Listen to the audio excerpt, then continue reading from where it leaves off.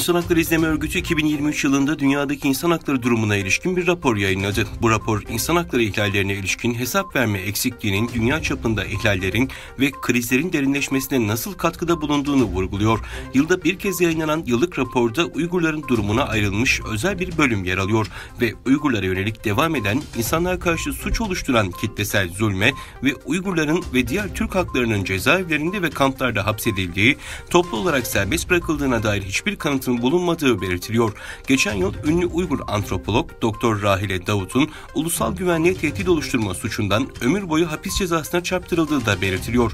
Raporda ayrıca Çin hükümetinin İslam'ı Çinileştirme yoluyla Uygurları asimilasyona zorladığı ve hükümetin şu anda bölgede turizmi teşvik ettiği ve ziyaretçilere Uygur kültürünün sterilize edilmiş ve kontrollü bir versiyonunu sunduğu belirtildi. Çin Ulusal Enerji İdaresi ülkenin 2023 yılındaki doğalgaz üretimine ilişkin verileri açıkladı. Buna göre Çin'in geçen yıl doğalgaz üretimi bir önceki yıla göre %5,6 artarak 2023 yılı içerisinde 230 milyar metreküp olarak gerçekleştiği öğrenildi. Doğalgaz üretiminde kaya gazı, gaz hidrat gibi standart dışı gazların üretimi toplamda 96 milyar metreküpü aşarak doğalgaz üretiminin %43'ünü karşıladı. Bilindiği üzere 2022'de 364,6 milyar metreküp gaz tüketen Çin, doğalgaz talebinin büyük çoğunluğunu yerli üretimden karşılıyor. Bunlar başlıca Çin sömürgesi altındaki Doğu Türkistan'ın Tarim Petrol Havzası, İç Moğolistan'ın Ordos bölgesiyle Sichuan eyaletinden karşılanıyor.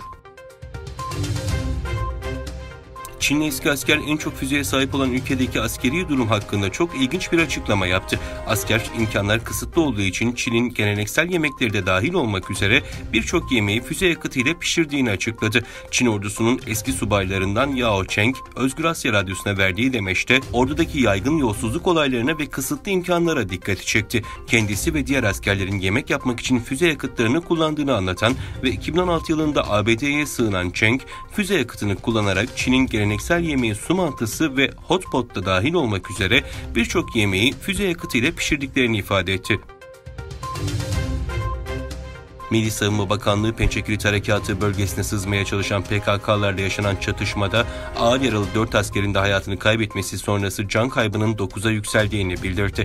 Bakanlık bölgede operasyonların sürdüğü 15 PKK'lının etkisiz hale getirildiği bilgisini verdi. Milli Savunma Bakanlığı'nın ilk yaptığı açıklamada yaşamını yitiren asker sayısı 5 olarak verilmişti. Ancak daha sonra yaralı askerlerden 4'ünün daha hayatını kaybetmesiyle kayıp 9'a yükseldi. Myanmar ordusunun Myanmar Ulusal Demokratik İttifak Ordusu, Arakan Ordusu ve Taang Ulusal Kurtuluş Ordusu'ndan silahlı gruplardan oluşan 3 Kardeşler İttifakı ile Çin'in arabuluculuğunda ateşkese vardığı bildirildi. Çin Dışişleri Bakanlığı Sözcüsü Mao Ning yaptığı açıklamada ülkesinin güneybatı eyaleti Yunan'ın merkezi Kunming kentindeki görüşmelerde tarafların ateşkes konusunda anlaştığını duyurdu. ABD Dışişleri Bakanı Antony Blinken, Tayvan'daki başkanlık ve parlamento seçimlerinden bir gün önce Çinli diplomatla Washington'da bir araya geldi.